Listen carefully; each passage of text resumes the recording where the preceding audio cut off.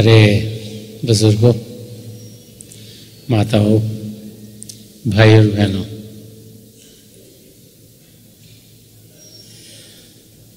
हम जब अपनी जिंदगी की ओर देखते हैं तो हम में से बहुत समझते हैं कि शायद हमारी जिंदगी में बहुत सी तकलीफें हैं। बहुत से लोग यही सोचते हैं कि उनको शायद प्रभु ने ज़्यादा तकलीफें दी। उनको लगता है कि चाहे शरीर में कोई तकलीफ हो, चाहे उनके घर में कोई तकलीफ हो, चाहे कोई काम काज की तकलीफ हो, या किसी से मेल मिलाप में तकलीफ हो, कि तकलीफें शायद उनके हिस्से में ज्यादा आ गई हैं। और सुबह से शाम तक हम सब अपना ध्यान उन तकलीफों की ओर ही देते चले जाते हैं। हम देखते हैं कि हम पूरी कोशिश करते हैं कि उन तकलीफों को हम दूर कर पाएं, लेकिन कुछ ऐसा हमारी जिंदगी में होता है कि हमारे ना चाहने के बावजूद भी वो तकलीफें हमारी जिंदगी में आ जाती हैं। तो जब हमारा ध्यान तकलीफों की ओर हो तो फिर जिंदगी हम जिए कैसे?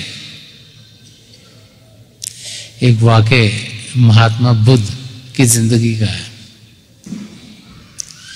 जो समझाता है कि तकलीफें सिर्फ हमारे अंग संग नहीं, कि तकलीफें घर घर में होती हैं।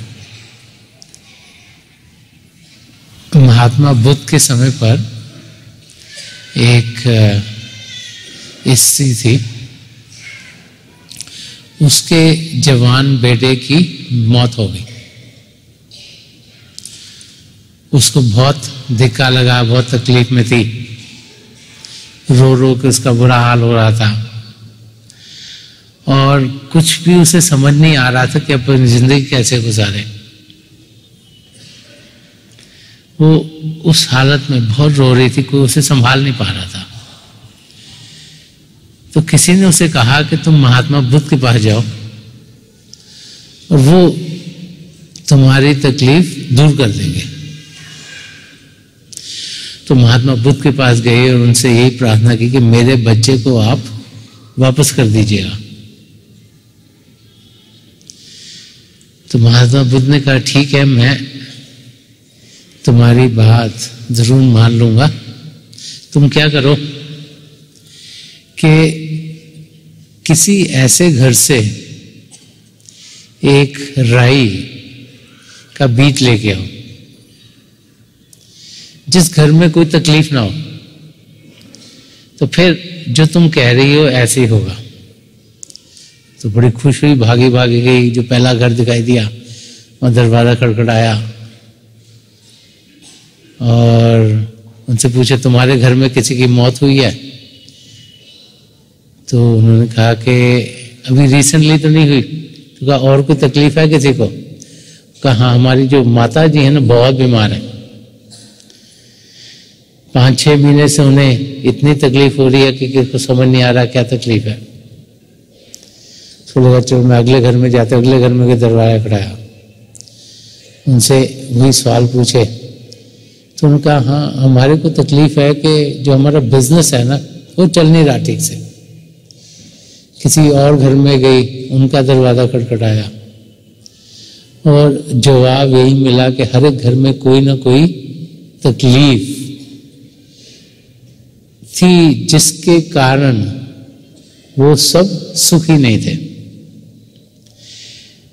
जब बहुत से घरों में हुआ तब उसने ये रियलाइज किया कि इस दुनिया की तकलीफें जिंदगी का हिस्सा है, कि हम सब जब इस धरती पर आते हैं तो हमारी आत्मा के साथ कर्म जुड़े हुए हैं। हम सबके साथ 3 किस्म के कर्म जुड़े हुए हैं। एक हिस्सा जो सबसे बड़ा हिस्सा है उसे संचित कर्म कहा जाता है। वो कर्म है जो कि जब से हमारी आत्मा प्रभु से अलग हुई, जब जब उसने कर्म किए, चाहे अच्छे हों चाहे बड़े हों, वो जुड़ते चले गए। उसमें से एक हिस्सा लिया जाता है जिसे प्रारब्ध कर्म कहा जाता है, जो हम इस जिंदगी में ढलते हैं। और फिर रोजाना हम सोचते हैं, हम बोलते हैं, हम कार्य करते हैं। तो तीसरा हिस्सा कर्मों का, जिन्हें क्रियामान कर्म कहते हैं, वो हमारी जिंदगी के साथ रोजाना जुड़ते हैं। प्रारब्ध कर्म हमारे क्या हैं उसकी हमें कोई जानकारी नहीं।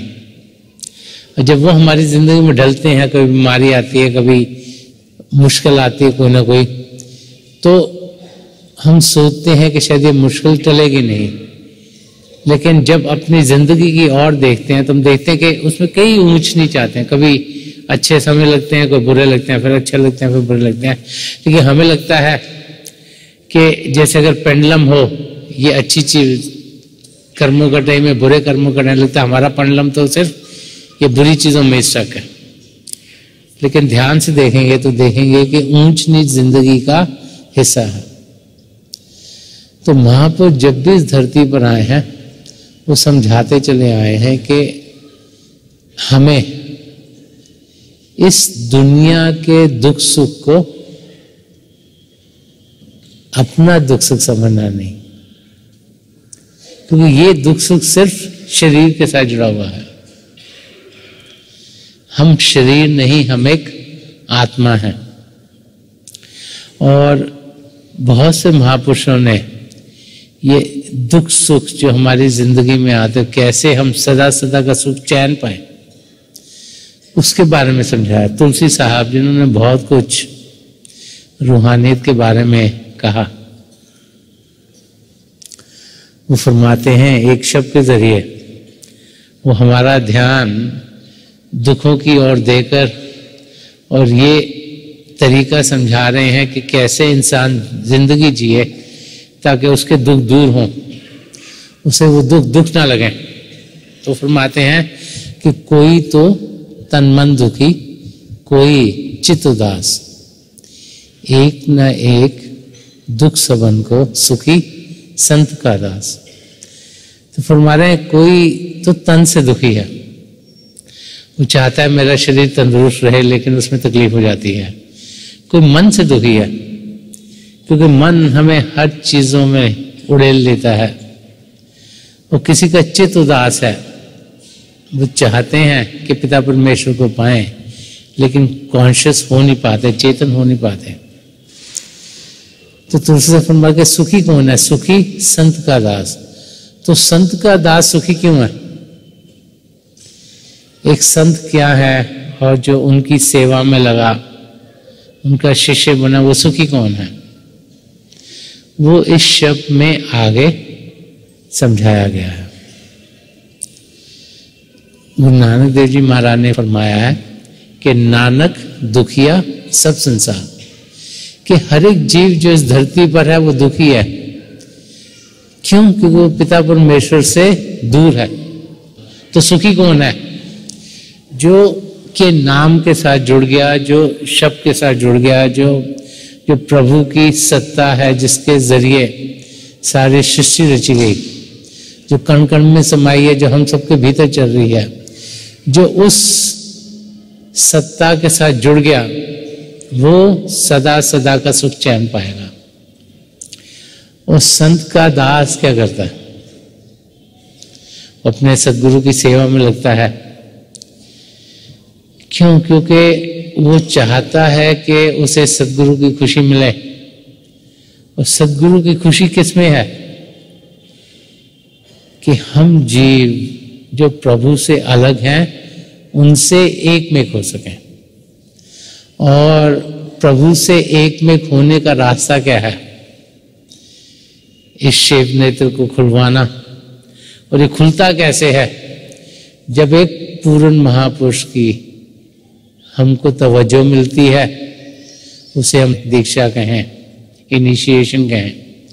जब उनकी तवज्जो मिलती है तो ये 10वां द्वार खुलता है। जब ये खुलता है तो हमारे अंदर जो रूहानी खजाने हैं उनके में जानकारी होती है। जब उनकी जानकारी होती है हम अंदर की दुनिया में बढ़ते हैं। जब अंदर की दुनिया में बढ़ते हैं वहाँ की खुशियाँ पाते हैं, वहाँ का आनंद पाते हैं। वहाँ पे इतना मिठास मिलती है कि कभी हमने जिंदगी में उतनी मिठास नहीं पाई, तो हम बार बार बार उसे पाना चाहते हैं। और जितना ज़्यादा उस ओर ध्यान देते हैं उतना ही हम प्रभु के साथ जुड़ते हुए, इस शरीर से ऊपर उठते हुए अपनी मंजिल सचखंड, जो चेतनता का भंडार है, वहां पहुंचते हैं ताकि हमारा मिलाप परमात्मा में। इसीलिए संत का दास सुखी है। अब एक इंसान जो अपनी जिंदगी के मकसद को पाने की कोशिश कर रहा है, वो अपनी आत्मा का मिलाप परमात्मा से कराए कैसे? अगर ये समझ में आए कि जिंदगी का मकसद है अपने आप को जानना और पिता परमेश्वर को पाना, तो पहले तो हमने अपने आप को जानना है कि हम शरीर नहीं, हम आत्मा हैं। और फिर इस किस्म की जिंदगी जीनी है जिसके जरिए हम अपनी मंजिल तक पहुंच सकें। तो तुलसी साहब ने इसी शब्द में फरमाया है कि क्या क्या चीजें हैं जो हमें मददगार होंगी। तो फरमाते हैं कि तुलसी या संसार में 5 रत्न है सार। फरमा रहे कि इस दुनिया में जिसमें हम जी रहे हैं, माया की दुनिया है, इसमें 5 रत्न है।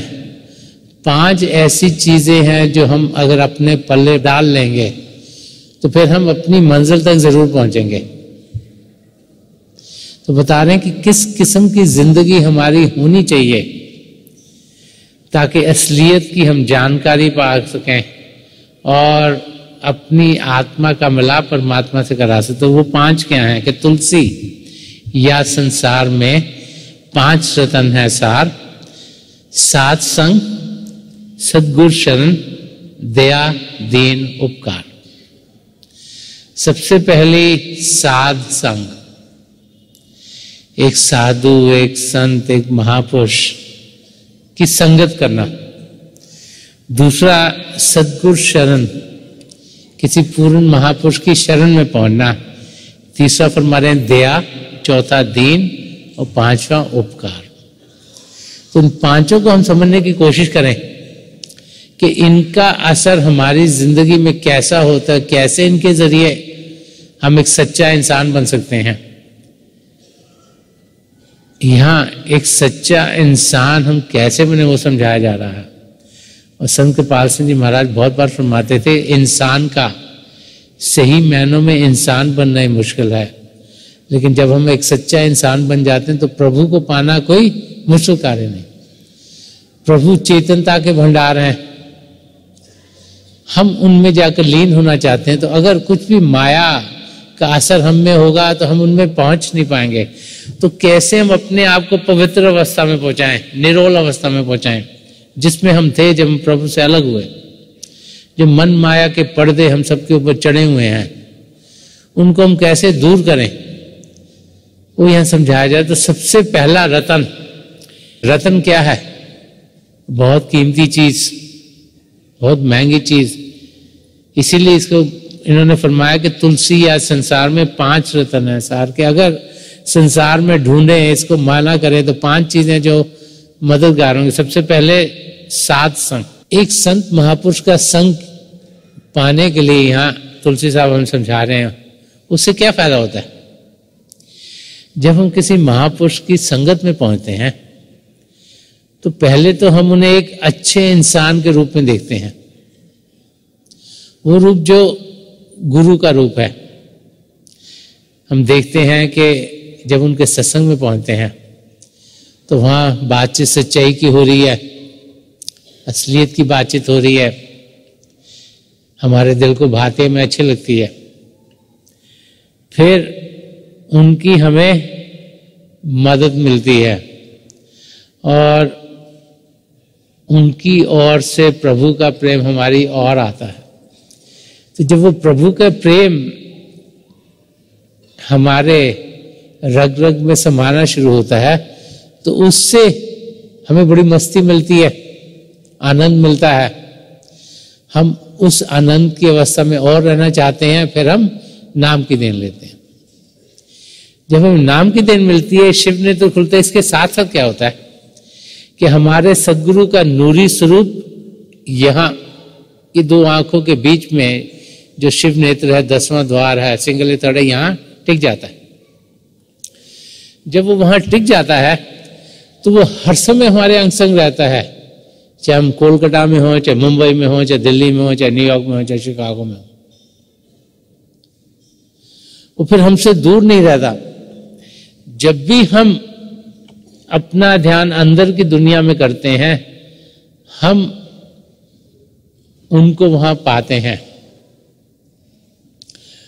उसे सद्गुरु कहा गया। और फिर जब हम उन तक पहुंचते हैं, जैसे रोशनियां, आसमान, सितारे, चंद्रमा, सूर्य को पार करके अपने सद्गुरु के नूरी स्वरूप तक पहुंचते हैं, तो फिर वो हमें पिंड से यान में, यान से भ्रमण में, भ्रमण से पार, वहां से सचखंड में ले जाते हैं। हमारे हाथ पकड़कर गोद में ले जाकर अपने साथ ले जाते हैं। और जब सचखंड में पहुंचते तो जो रूप वहां पाते हैं उसको सद्गुरु कहा गया। तो ये गुरु के 3 रूप हैं जो हम पाते हैं। एक भारी रूप, एक यहाँ जो शिव नेत्र पटकहार, वही रूप जब सचखंड में पहुंचता है उसको सत्पुरुष के रूप में हम पाते हैं, उसको सद्गुरु कहते हैं। तो उनकी संगत में जाकर हमें उनसे फायदा ही फायदा मिलता है। हमारा ध्यान जो दुनिया में लगा हुआ है वहां से हटकर पिता परमेश्वर की ओर लगना शुरू हो जाता है, और हमारे कदम जो दुनिया की ओर बढ़ रहे थे उसकी जगह तेजी से पिता परमेश्वर की ओर बढ़ने शुरू हो जाते हैं। इसीलिए यहाँ बताया गया कि हम साध की संगत करें। जो दूसरा रत्न बताया गया है वो है सद्गुरु शरण। अब किसी की शरण में आने का मतलब है कि उनकी प्रोटेक्शन में आना। उनकी प्रोटेक्शन में आना क्यों जरूरी है? नाम की देन लेने का फायदा क्या है वो यहां समझाया जा रहा है कि जब हम इस धरती पर आते हैं तो हमारे जो कर्म, जो प्रारब्ध कर्म है, वो इस जिंदगी ने हमने झेलने हैं। जो हमारी जिंदगी है उसका जो 75% हिस्सा है वो प्रारब्ध कर्म पर बेस्ड है, लेकिन 25% हमें फ्री विल प्रभु ने दी है कि जिसमें कि हम या तो प्रभु की ओर बढ़ सकते हैं या प्रभु से दूर दुनिया की ओर बढ़ सकते हैं।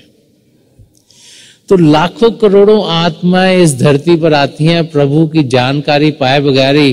वो सोचते दुनिया में सब कुछ करना है, दुनिया में ही पैसे कमाने हैं, दुनिया में खुशियां पानी है, दुनिया में ही रिलेशनशिप रखने हैं, और दुनियादारी में लगे रहते हैं। और प्रभु को जाने बगैर, पहचाने बगैर, समझे बगैर इस धरती से चल बसते हैं।